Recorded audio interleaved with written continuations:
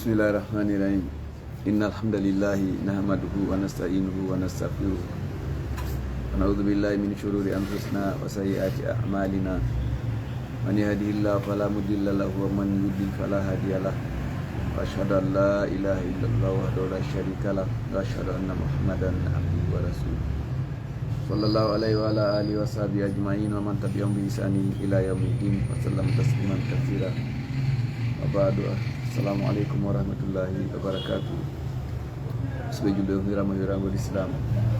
yang yotika dulu membeli doka galle Alhaji Ibrahim Abadi dapat ini yona tapi aljanna kalau kami Ustaz Abdullah Bas ini kemudian futade darsuji meyon terendeng hande etenen do ko bimbi do ko darsuji nayoni ko be woni en finude tas mon de fuddo den ko deften fi usuna nin ka juzu arano tasu dimon ko fi usuna ka juzu tammo tasu tammo on ko defte tawhid den amalul qulub tasu nay bo e mon de ten tasu di mare ko tafsir Qur'an no hare musbe be ko toli me dasu jidin assalamu alaikum warahmatullahi wabarakatuh. Bismillah ustaz.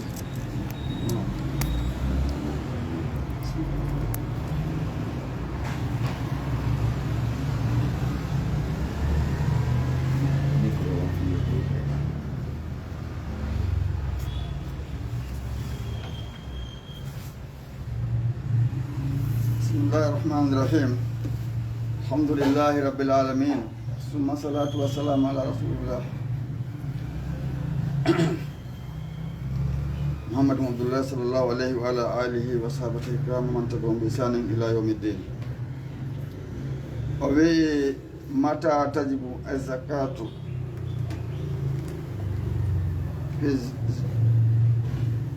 fi zuru'i wa thimar.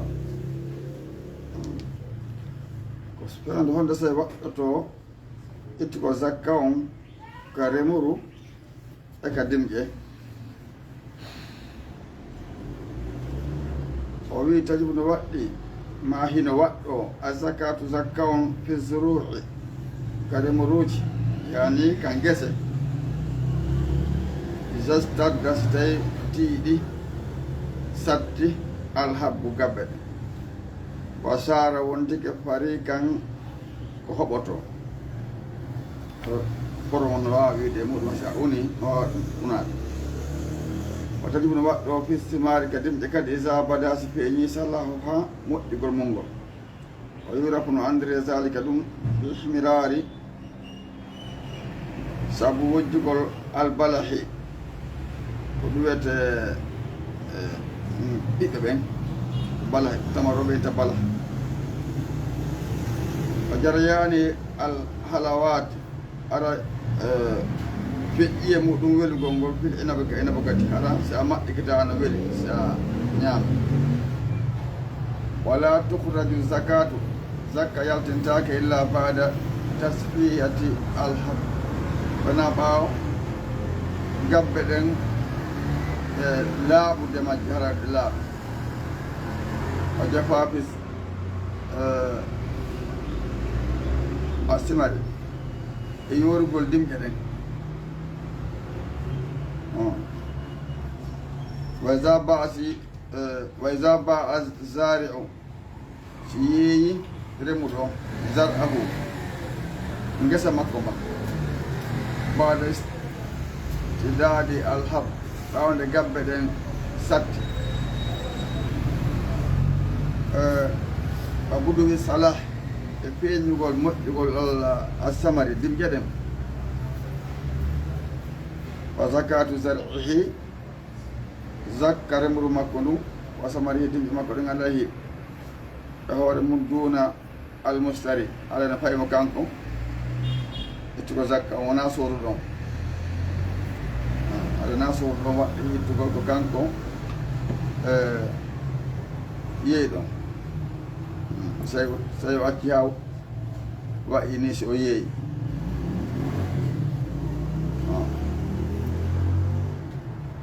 ayi wa isa baa si yeeyi a zari u remuɗo o yeeyi mbagasa makko o yeeyi zar ahu remuru makko no mbada stidad ɓawa tiiɗugol alhabbu gabɓe ala satti a buddu e peeñugol salahi samari moƴƴugol dimƴe ɗen wa zakatu zar'ihi zakka remuru makko ɗum wa samari he dimƴe makko ɗen ala hoore makko pawi duna mustari wona suuɗ ɗum woni ko waɗɗi ittugo ɗum li anna sababal wujubi sabu woɗede sabu al wujubi waɗɗa gongol al agudu wa huwa fi mulkihi li anna sababal wujubi so waɗɗa go al agudu halde gangal wa huwa ɗum ɗum fi mulkihi ko jeeyal makko kanko jommu ikhraju tayyib fi zakati ko yaltingol ko laaɓi kon ko zakka amara llahu allahu yamiri subhanahu wa sana wonani on almuzakki itto zakka on ikhraji a tayibi yaltingo ko laaɓi ko min maalihi immorta jawdi makko ni wa nahahu o haɗimo kadi anil tasadduqi ittugol asaka on in tasadduqi zakka on so ɓitte o haɗamɓe to ɓe biradi o jaasi kon ara keɗɗa siko mbuuɗi ndaara mbuuɗi ɗi moƴƴaɗin tum waɗi hokkaɗin noon siko remoɗu kadi o kasala ke ndaara ko tawata mala nindi waɗa ɗum noon jonna ɗum noon aɗa ko ɗum ɗaynugol hoore mum fa qala o wi ya ayuha alladina amanu konoy gonne ɓe allahu anfiqu nafke min tayibat immode laaɓuɗi dagi ma kasabtum ko fakkiti ɗon ko o mimma akhrajna lakum e konko min yaltinani on min al ardi morde ka leydi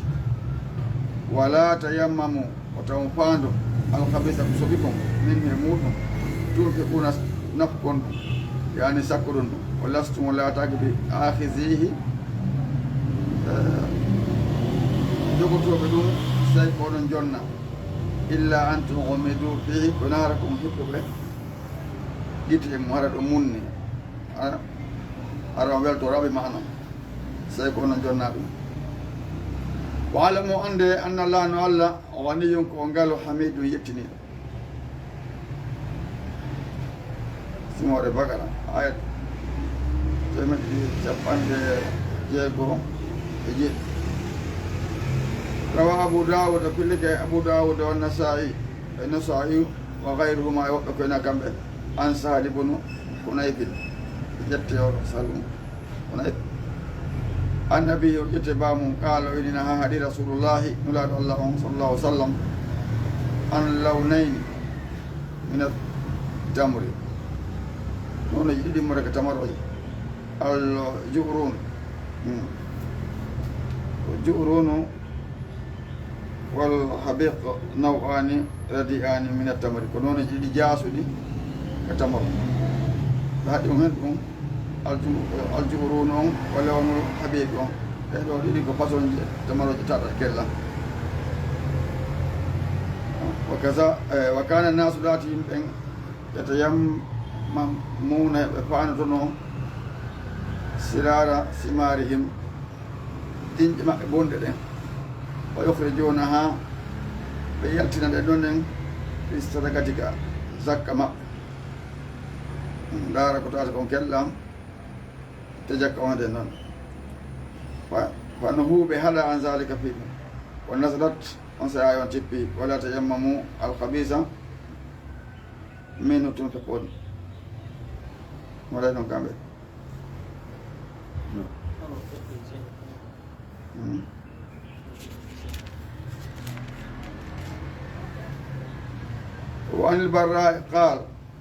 وعن البراء قال في قوله تعالى ولا تيمموا الخبيث منه تنفقون وكذا نقرأ آية كبقرة نزلت فينا وآية لك آمن تبي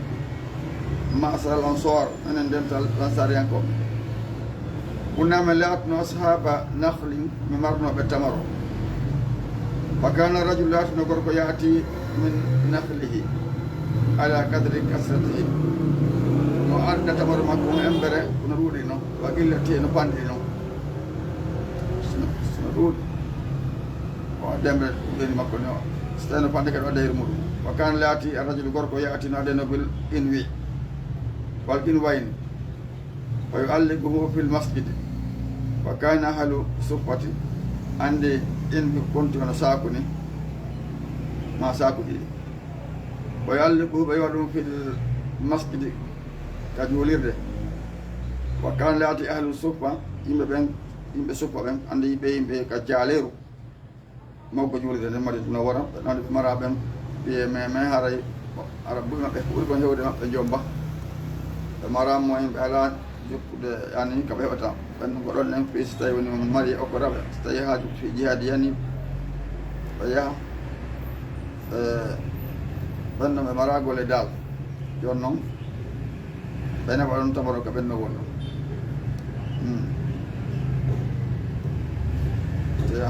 ahlu sufa bewoni bewote bukara al muhajirin bere makka be seni madi andi aborere ko betano rabiata bon kabo ko betawano o ko kadara moyen ala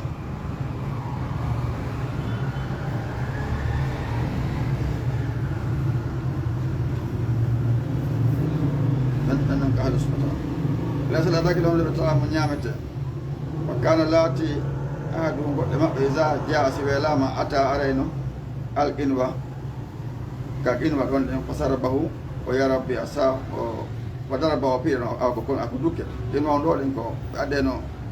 دوكر مولدين وضربه تفرد بأساه تقول مكبر تجرى لقال نبلوبه وسكت ينا البصرة والتمر andi so tawi woni ko calɗi hel haare ɓenndeno toon e mbuynono toon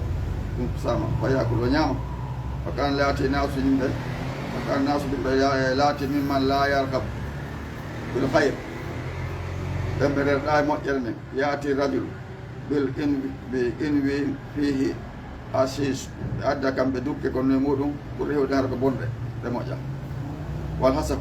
ɗo kadi ko pason e taramoji tamaroje jasuɗe والإنوي قد أنكسر فيؤلقه ويوضع منه كجالر وأنزل الله تعالى الله تكرنهم ولا تيمموا الخبيث وتنفعوا كسبكم منه مكتوب نفكم لستم لا تاكب آخذه حيث تؤمنون إلا أن تقمدوا فيه سيكون جنة ولا تاكل أن جبل سنار هيد أن جبل هيد أن هيب دار تمو جيت مو موتا أن يدا جنة جنة ko welta ko andi ko weltora are faade kida makko on taaki mo jabu goldum kala wi law anna ahadakum sidogo e modon ko diya ilayhi nel dama irumu esilu ma ata e gonko okki lam ya'khudhuhu wa jannatu fajabata illa ala iqmadi wa nar hikku kite makko wa haya'in hirsa haya qala wi fa kunna malati ma ba'da zalika bawaji ko janta do ko yati ahaduna goddo amano adda bi salihi ma indahu kuli mo de ko ni makko ayo njib rawto nesi wa qala hasanu sayri hadith on ko mo mo laba mo selli no haribon ko tungarudo hadith on ko do andaka mo ala sawkani imam sawkani be maki fi don dalil ala ido annahu qawni la yajuzu takotako lil malik wonande jeedo an yukhraja aradiya mardo ko itta zakka haro mari takotako itta ko jas ko an jeedi kay ko keldi ko marno ko mo ko hore makko ko takko mo jaako mo itta don non zakka on allazi wajabat fihi azakat kon ko tan wadde mun jakko nassan ko ina do ko bittamri dama do maddaji al mudum gal wa qiyasa non no mesire don kadi bi sa'iri den dangal al ajnas yanone jeddi allazi din tajibu wadde fi ay mudum azakatu zakka on wa kazalika ko non kadi la yajuzu takotako lil musaddaq nan da sakoto don andi ya afuza zalika do nanga dum tay ko kanko jonna wa ko da'ana alhamdulillahi rabbil alamin wa sallallahu ala nabiyyina muhammad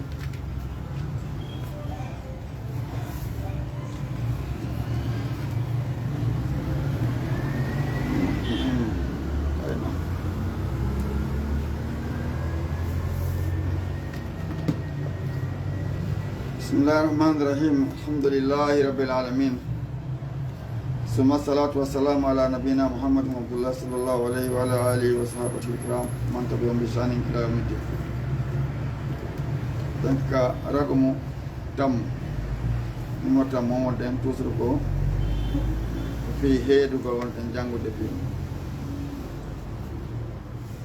heedugol goɗɗo e ko mari tawa noon sabu ko heedira kono e makko ko tawa o perdima jogani yimɓe mbuɗi ɓuuri jawle ɓuuri ma ɗum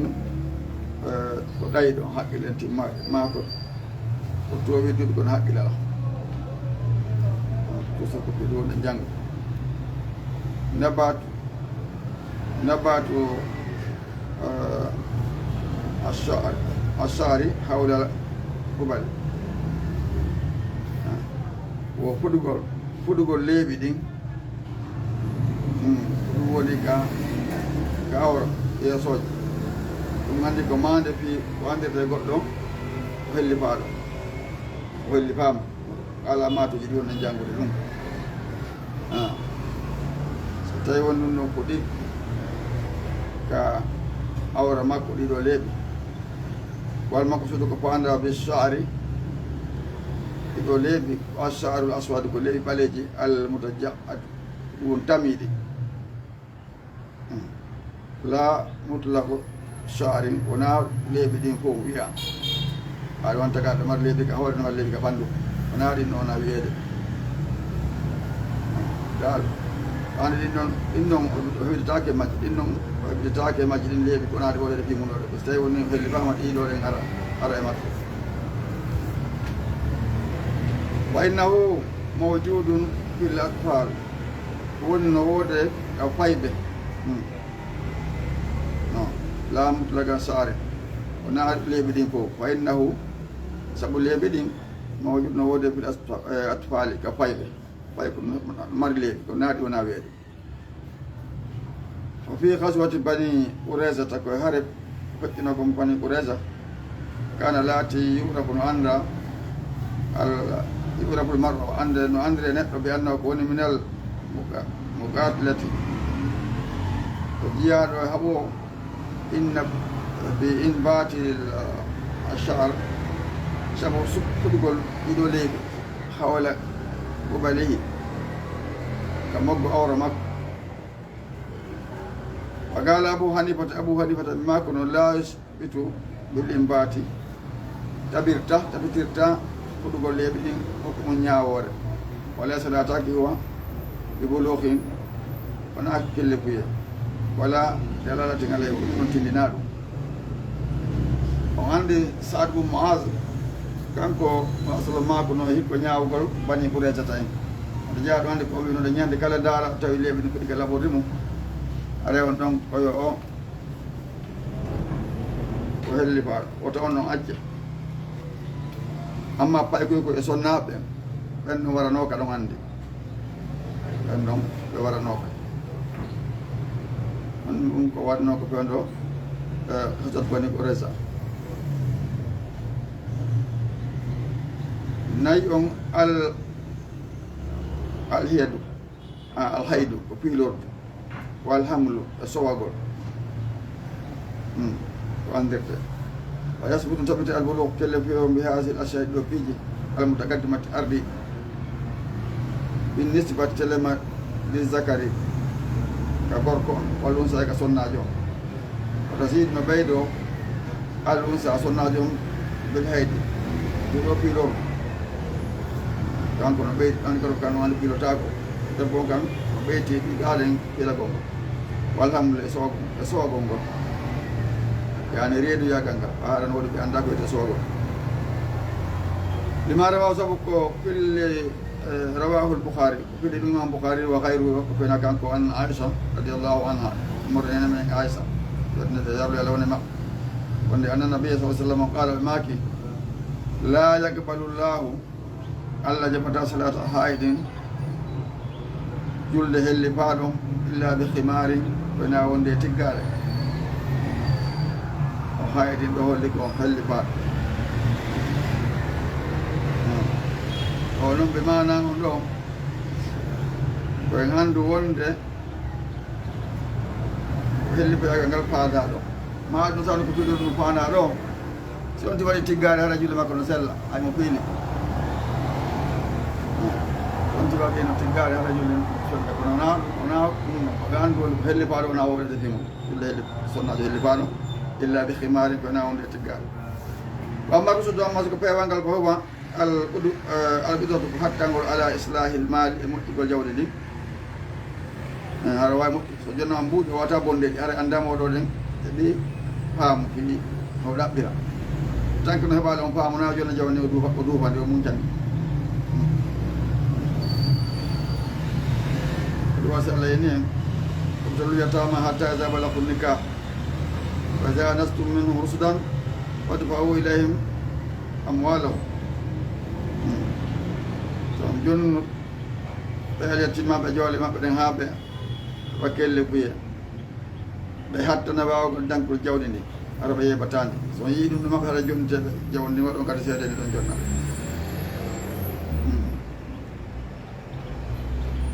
o wi wa huwal qudratu ko ɗum hattangol ala islahil maali e moƴƴintingol jawdi ndi herande yeebaaki way ko séereni golle nedde yaa e yeeɓagol wala yakbunu habnan hara o perdata perde haysan ɓurɗi haaliyan ɗum feƴƴituɗi aɗa perdi ko perdi fetta kon julajo aɗa natti tawkol bonna wala yusarrifuhu fi harami o financeta jawdi hara ko harmi wa ida balaga saksu si hewti neɗɗo on hayra rachidin si helli fama neɗɗo harana pewɗo istamarati aɗa koye duumo alwilayatu almaliyatu alayhi heftugo maal e jawni ɗo makko hatta yunasab minhu aɗa toujours walli makko ko nokku gonnoto jawdi ko noon ɗigi programme jawdi na kanko ɗo jonnani taw hatta yunasa ha yi e min e makko arsude pewal ngal duna tahdid ko alda e haɓɓugol sinno duuɓi mo ayane tin toɗɗaɗe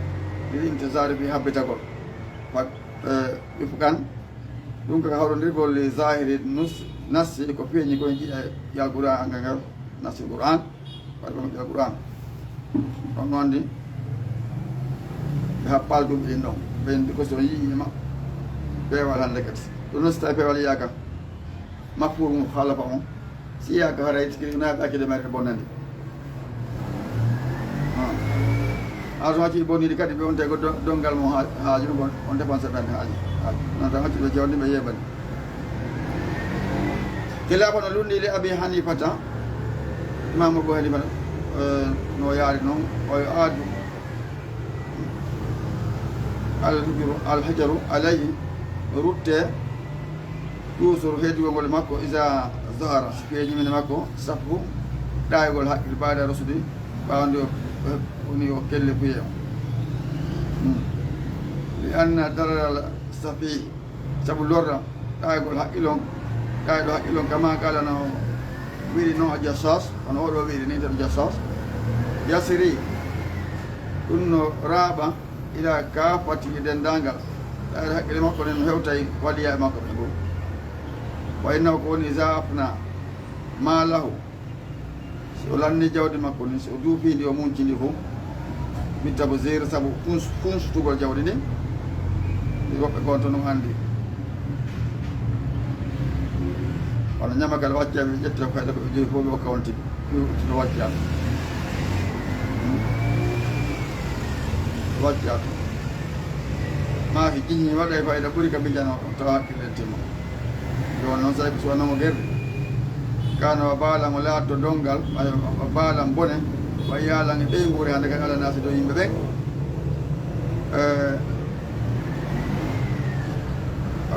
wa baytil maali haada min jihati wilayati alal maali wo suudu ka jawdi julɓe wonta ɗon ko banque julɓen on ko bange noon haray ko nin noon heftata commandagol jawle ɗen haade ɗen ɗon haade no wawi waɗe to ɗo gollire ɗon haade ɗe ɓeydoto so tawi waliyaɓe waɓe kippude ala amma al wilayatu ala nafs amma noon waliyagal e hoore wonki wa innaha dan gatti non taja ani shakhs gayne ɗon ɓe jarrade sabu telɗugol bullo ko hin pelle ko makko aqilan ka haqqi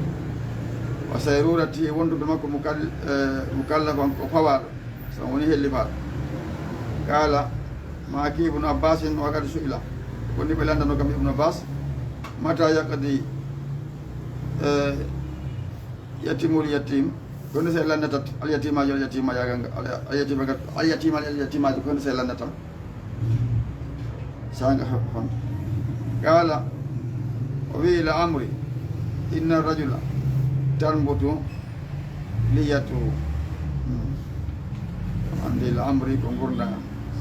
kono mbi addi ɗo o inna rajula gorko la tanbutu no fuɗa liyatu leɓi ware makko nden wa innahu adaifum ta ko lowɗo al akhdi li nafsi mo loyin wonangol hoore makko jonnede ara wata daifu al ata o lowɗo dokke fa iza akhadha li nafsihi min salihi ma akhadha nnasu so nangani hoore makko ngo yimɓe wawi joganade hoore mum fakat saba an o gonɗi hara wiye makko alyatima hara wawi hunande hoore makko wawi yeɓugol jodde suudu wawi yeɓugol piiji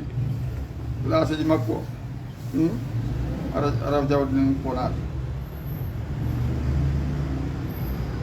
warawa pilleke saïd mun mansour an mujahidin fi qawlihi taala ko allah toɗo mo dal ɗon ɓayga nastu minhu rusdan so yii maɓɓe ɓewal ngal ay qala allah ɓol ko haqqille ɗen so yii maɓɓe haqqille la yadfau ila al yatim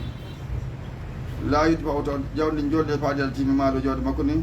wa in samita hay so towi duuɓi hay so towi duuɓi woɓɓe ne so ɓurɗi hatta yunasa minhu rusudu ha yi e makko wiyete kon peewal tawirama peewal aɗa falamani o hawre o wi ko raf'ul amri ilal hakim ɓantugol fiyake makko on ka ñaawa on inda raf'il mali fil mahjuri alayhi sanga ɓantugol jawdi ndin on heedaɗo e muɗum minal ulama immode no karama goɓɓe man ra'a on yiwɗon sart raf'il amri ɓantugol fiyake makko ilal hakim ka ñaawa on wasfati e tabitugol rusude hi peewal makko hindaw ka makko kanko simo ɓawɗo yidde faw ilahi jonne maɗo jawde makko ɗi areno naɓe en mo jonite laamu ngu yeete oɗo hari ko men en heedinoji wono joni o wawi hunnande hoore makko on ko fof holli ko seede on noon janngo e janngo en tawa jonnaka aminen maɓɓe man ra'a on yiwɗo anna zalika ɗum matrukun no accida ila ijtihadin tinnagol alwasi wasiya ɗum wasiya ɗo fay ɓe ɓanɓe wonde fay ɓe no accira on ɗon warra ayul awal kono feere ara nden awla nde ɓuuri hande fi zaman e zaman men hata ngu zaman ɓurano kadi ko ɗum holli ɗon seedi eɗon jonnaɓe jawle maɓɓe ɗen wa akdana alhamdulillah rabbil alamin wa sallallahu alaihi wa sallam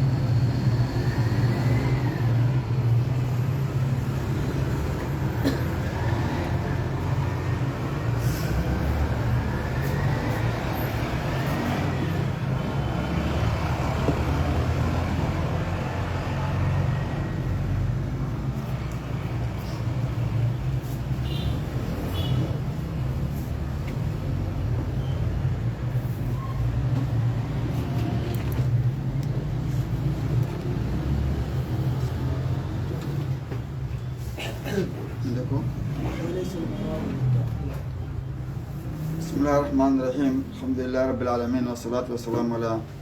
nabiyina Muhammad wa Abdullah sallallahu alaihi wa ala alihi wa sahbihi al-kiram man tabi'ahum bi ihsan ila yawmiddin. Sanka daftar man qafil majid.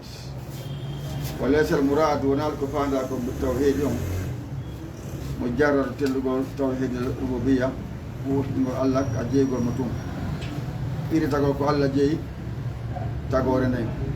kanko tagi aɗum ko panda o waɗu noon ite ga ɗum ko pinde annallahu Allah wa daw kanko tan kala gal alam ko tagi tagore nde wona ɗum ɗon woni ko fanda ɗum ko ɓirta ko ɗum ɗon kama yazunnu no sikkiri zalika ɗum ma yazunnu omo sikki ɗum minna haale kalam ɓe yimɓe ɗuɗo haalaɓe watta sawuf ma ɗum suufiyankoɓe goo wa yazunnu haulahi no sikka ɗum ɓeɗo annon kamɓe isa asbatu zalika so ɓe taɓintini ɗum ɗon بالدليل سبب دليل فقد أثبتوا وأنه بتبنتني حياة التوحيد حالي التوحيد أنا بيوتي كلام التوحيد أقول دور التوحيد وأنهم كم بيزا سيدوز بسيدك هذا عندو فأنو فيه بلاني يمودون فقد فانو قولي بلاني في حياة حالي التوحيد عندك الله عندك القرآن في توحيد فامي نقول wonde kanko Allah askata kanko warata ko kanko tagi leydi kanko tagi kanko tagata ko taga ko wayna rajula sab gorko lawa garra bima istahaqqu rabb si on tigirtiki ko jomiraɗo goddi e mum ko andi mum istahaqqu rabb taala ko ɗon Allah ko ɗum ne sifati mum sifaji ko wiyete ko sifaji Allah ɗi fof o nasahahu o laɓɓinima an kulli ma yunasihu anhu ينزه عنه ربنا كلك ولا بنت أمه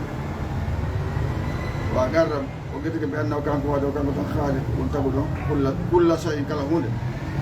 لم يكن ولا تاكي واحدا ولا تاكي ووت من الله حتى يشهدها وشهدته أن لا إله إلا الله وأن لا تدعون بين الله وحده وكان ويقر بأن الله وحده وكان هو الإله كأو كل رجال المستحق حمد للباس دوالك ويلتزم ووئنتنه كدي بعبادة الله رب الله وحده كان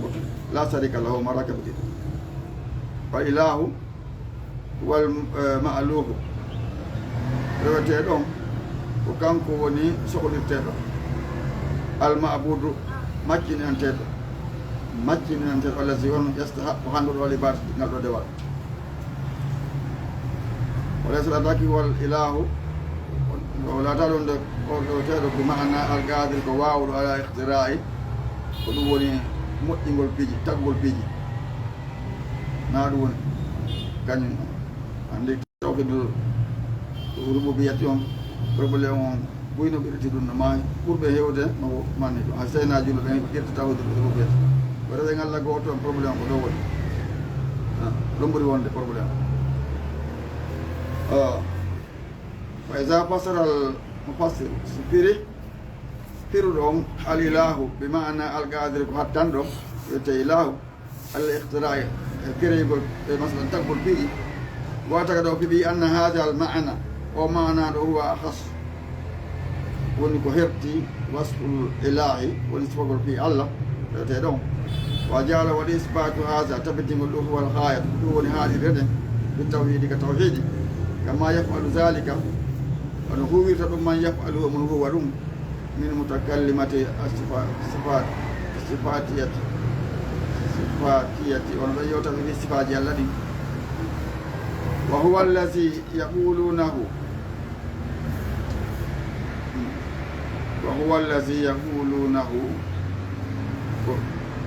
كندم دون كبيرينو عن أبي الحسن واتباعه بجكبه مكان أبي الحسن لم يعرفوا حقيقة التوحيد وند بأندال حقيقة التوحيد دي الذي بعث الله بكم قال رسول الله صلى الله عليه وسلم لا مكتوب جمع كسونه وإن مشرك العرب تبتي سير كانوا العرب كانوا بلا مقرين بينو كيري تطنو بأن الله وعده كان خالق تقول كل شيء كلامه بينو كيري نورم كم وكانوا بلا ما هذا وند دو كدي كو بيري دو كو مشركين وسيركو به قال تعالى لتودون كتوسر دال وما يؤمن كم بنت أكثرهم كدود بالله يلا كدود يمبكم تعالى إلا وهم كنار كم بين المشركون ويجيل سيركون أقول لنا قالت في طائفة كذبوا من السلف إمر الريبهم يسألهم من خلق السماوات والأرض يعني e wiya man halaka samawati wal ard komo tagi kambulni leydi ni fa yaquluna ɓe jaabo Allah wa hum kamɓe ma haza ɗum ɗo wonde no yabuduna hayrahu ɓe ƙirti noon kono ɓe reway kadi wonde Allah goɗɗum koyne Allah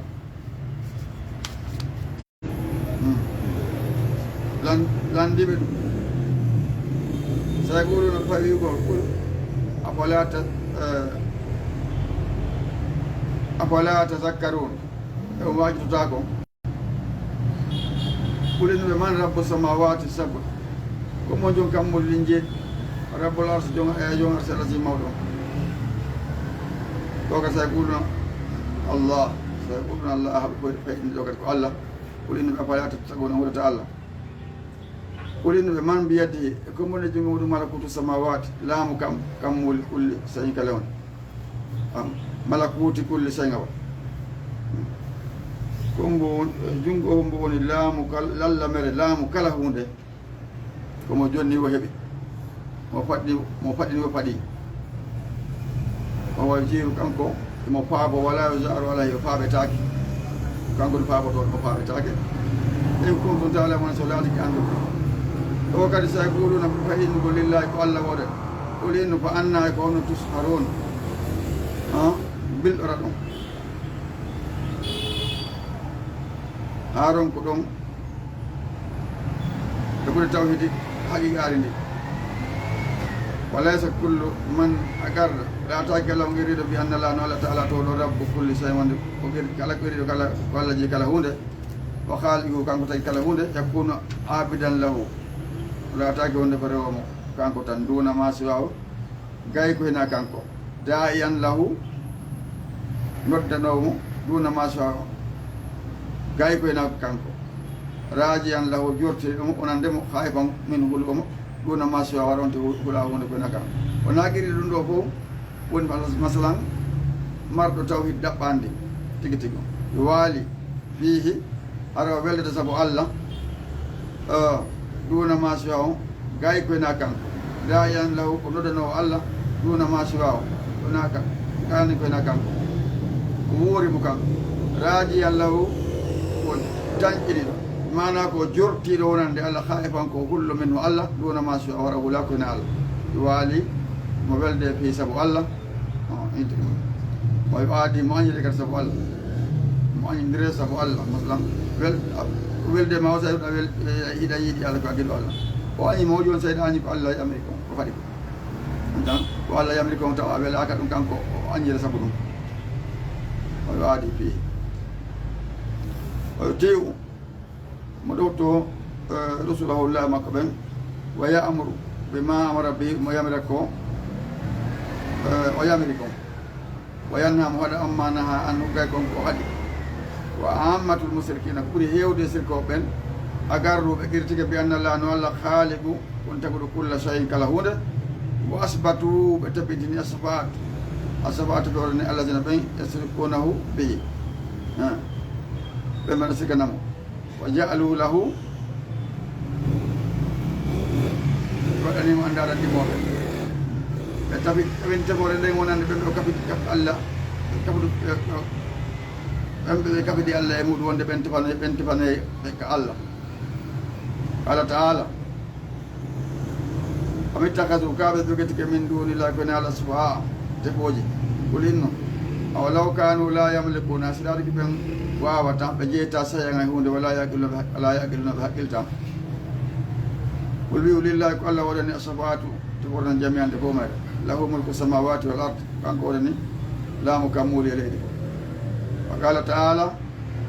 wa yabuduna ɓe rewa min dunillahi ko woni Allah ma la yadurruhum konko lorotaɓe so ɓe rewali wala yanfa'uhum nafataɓe so ɓe rewi wa yaquluna ɓe inna haulai sufa'auna ɗiɗo won tefaneɗe men ɗin indallah ko Allah inna ko ɗo tefataɓe ko Allah subahana taala qul innu atunabbi'una Allah on yetto Allah on bima la ya'lamu konko o anda fi samawati wala fil ard aɗa ko anda kammuka leydi on waɗay ɗum subhanahu so tawi wonani Allah wa taala o towi amma sirkoni kay koɓe sirkantama ko kay koɓe dabta e goɗɗum kala taala ala toon ndaɗi oya kadi ƴeytomona gonni o ari min pourada ko weddiɓe kama halaknakum ɗum tagirno on noon awala martin kala wonano o jibinama on arda haala hunde o jibinidaka e gara mum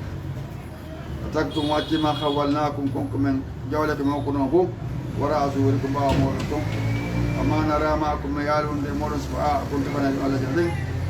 jamdu ɗi aji ɗon anna hunde ɗin no piikum e moɗon soko ka o kaɓidaɗi ɗin no tefanayeno no yaali tagatta goni taƴi bayna ko hakkude moɗon sababuji giggol ngol wa dalla majji an ko ngay moɗon ma kuntum tasumuna konko laaɗo hiɗon aajo ɗon fena wa qala taala ala to ɗon o wi amin annasu no yimɓe man yettahisi ummono jogito min dunillahi koyne allah andadam ɗimmoɓe reweteɓe goo yuhibbuna hum ɓe yiɗi ɗin noon ka hubbillahi hono allah yiɗirte wa li hada ko sabu ɗum kan laati atba a jokkunoɓe hawla e ɓeɗo man yaskudu bishams owoɗo ɓen sujjanaɓe nangue walgamaro e lewru num gawaɗi ko sujjana ko waɗɗen kadi waydu ha ɓe duuraynoɗe ɗiɗo piiji wa yasum e hoore wa yunassiku laha ɓe hirsanaynoɗi wa tagarra ilayha wa tagarraba ilayha ɓe ɓattoraynoɗe ba ala toon kadi wa tagarrabi ndi toon wa tagarrabu ayo bon bano do waɗe ɗo ɗo bawa mo laaɗo ɗo bano do waɗe ɗo kaɗo ɗo ko kata o nan watte bawa suma yaqul docteur wiya inna hada laysa ɓe sirkin inna oɗa ɗum na sirku ni ina ɗum kadi hoɗo ɗo ina na sirku innama sirku andu sirku on isa tagadda ko sa piɓi annaha al mudabbirat li wonde ko ɗum fewjantanmi so tawi ko ɗum piɓi isa tagattu so tawi on piɓi annaha ɗiɗori al mudabbirat li ko ɗi fewjantanmi wa isa jaaltuha so waɗi ɗum ɗon sabon sabu o wasita tan e jokkorgal intermédiaire hakkude e allah lamma kono ɗum sirka haade mo na sirku ɗo wa isa jaaltuha somi waɗi ɗiɗo sanamuji ɗiɗo sabon sabu o wasitan hakkude an e allah mi waɗi tummo ɗon lam akon mo wona bisida sikku ɗo on to wiya ɗum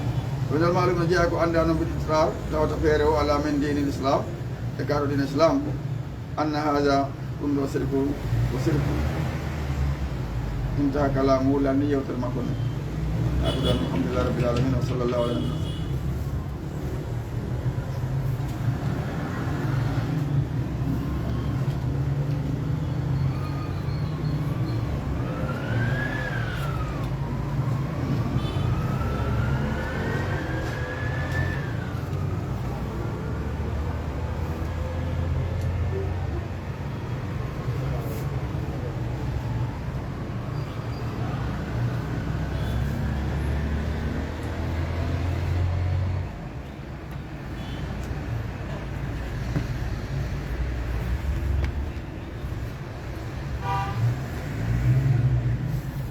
أعوذ بالله من الشيطان الرجيم بسم الله الرحمن الرحيم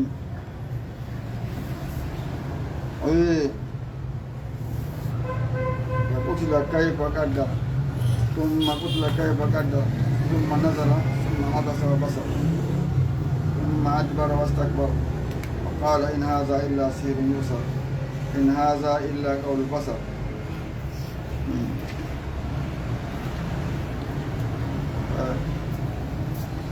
mufassiruna en ɓe wii ɗeɗo ayaje koye waɗi ɗum hira ɗe tippi noon ko waɗi ñande ko jentude asatuma ko janggata Qur'ana jemma adi ɓe juulude Qur'an o nangimo ha wande ɗum ɗo ko gongani ɓeyde yimɓe makko ɓen wonde ko oɗo addi ko ɗum ɗo woni haqiqa o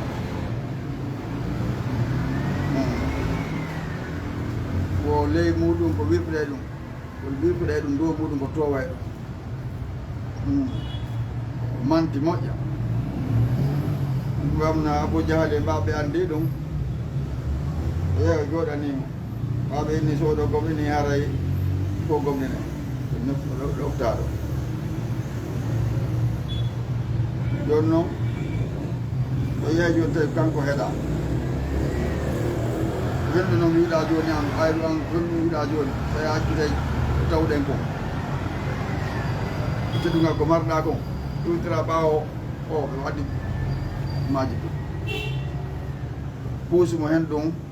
attakabburu walla mawnitinagol gay jokkol nasrlama on sey noon ɗum woni Allah daali innahu no kanko fakkara ko miijeti wa qaddara o eɓɓi kono no o jaaɓoto proposition kala o innahu kanko ɗum ko waɗi ɗum o ɓeyran fakkara o miijeti wa qaddara o eɓɓi Allah daali ko kuɗla huɗama kayfa qaddara mbaadi no eɓɓiri o sino rewti kuɗla o huɗama kadi kayfa qaddara mbaadi no eɓɓiri o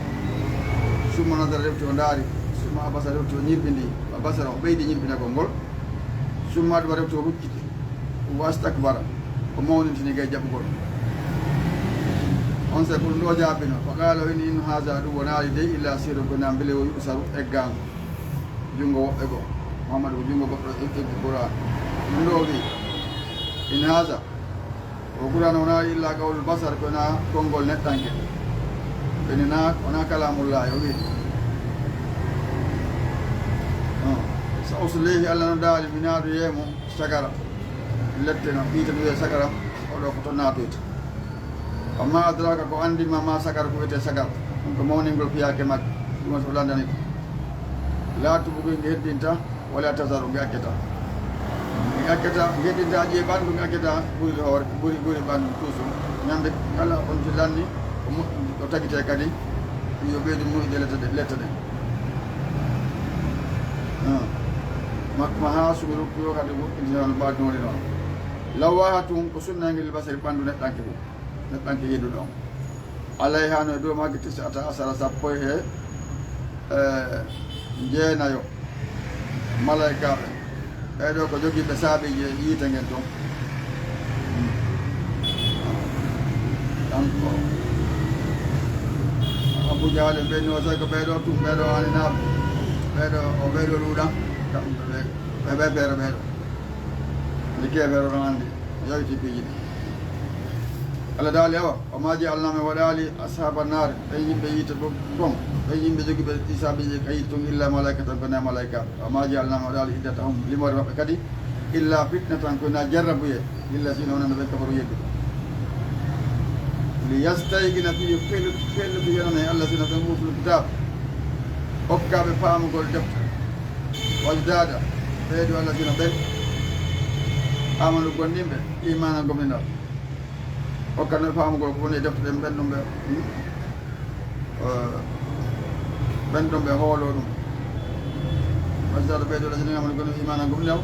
wala yartaba hoɗoɓe sikkittako wala yartaba sikkittako Allah sino ɓen utul kitab hokkaɓe defte wal mu'minuna gonɗinɓe ɓen kadi anndum hade sikkittako liyaqula allazina ɓe figulu ɓe gone ɓe remude mbaɗa ɗum ñaw naafigi yaga ɗum ko naafigi ɓe won ɓeeɗo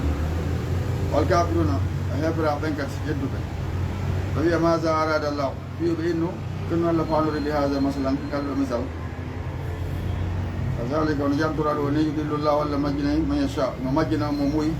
majjingo wa yahdima fewne man yacha muy fewne ko Allah fewni o ma yalamu andata kadi junuuda rabbika koreeli joom maɗa ɗen illahu kona kanko o ma hiya ngeeɗo wonaali nge yiite illa zicra wona ko waajuniril basar wonande ɓandinke on nande ɓandinke neɗɗanke kalla o walƴamare wondi ɗo lewru walla e lewɗo jemma isi adbaras jemma hucciti wa subuhi e subaka on isa asfara so hentike innaha no nge yiite layida ko bari ko goto e ɓiiteɗe jani ɗi nasiran ko waajor ngenini basari wonande neɗɗanke on liman sha mo yiiɗi min ko moman yetakaddama nde o arrina golle moƴƴa o yetta akhara ma o sakkinina golle moƴƴa yetakaddama o yetta akhara kullu nafsin kala wonki ɓe makko sofoto ko faggedira hina tun ko tigina ɗum e dande makko illa sahabal yamini ko na yimɓe ñaama ɓe ɓe jannati ɓe wona e aljannaji to sawlano ɓe lallodira alil mujrimina gayɓeje marɓe geddi ɓe wiyat ɓa sadaka kon kendu naadi on wi sagara eɗe letta wiide sagara nge gaalu ɓe jaaboɓe inna lamnaku min laata nootu ndiyal musallina jeyaɓe juuloɓe ɗum ɗo kadi mi taga noon saabu goɗɗo naata e magge ala noon ɗum noon o lamnakum min laata kadi nottingol miskina ɓeɗe ñammineno miskinuɓe ɗum ɗo kadi ko saabu goo noon jeya naado e magge no naada anda mari feere kono yiye hato yimɓe ɓen tawaron kamɓe wallitade allah e ñamma e ɗo kadi mi addi ella walam nakkum ɓurtigol miskina ma ñammetano miskinuɓe allah ɓen wa kunnama laatuna huuɗu meɗen jumpayno ma al haidina onde jumpoɓe o kadi ko kala ne haala ka on tigi nani o naɓay ka hewtotano saaki taga jumpa onde kala haala koɓe nani totaɓe anda ko gonga masina ko kunnama laati no kasi ɓeɗo penneno ɓiyawmi dina ñande yoddi kuuɗe ɗum ɗo ɗen façon ngo kadi naata kono hatta atana ha ari men alyaqin nde ɗo mayde ɓeyande kadi ala lawol ɗo ɗiɗo piiji nayyi ɗum ɗo watta on ti naatan ngeɗo sagara akudana alhamdulillahi rabbil alamin wa sallallahu ala nabina muhammad sallllahu alayhi wa sallam alhamdulillahi rabbil alamin e weltaniti allahu subhanahu wa ta'ala en janniɓe karama koɓɓe men wonɓen e jande en tononitiɓe allah yo allah windanɓe ɗum kam andake moƴƴo adduɗaɓe joddi aljande enen kadi wonɓe janngude wonɓe heɗade en toniki allah la famille en konɗe e janngude ko nenanayi gollitigol darsuji hannde ɗin ko ɗo woni koɗi dari hara en jokkitoto ɗiɗa kadi janngo inchallahu assalamu aleykum wa rahmatullahi wa barakatuh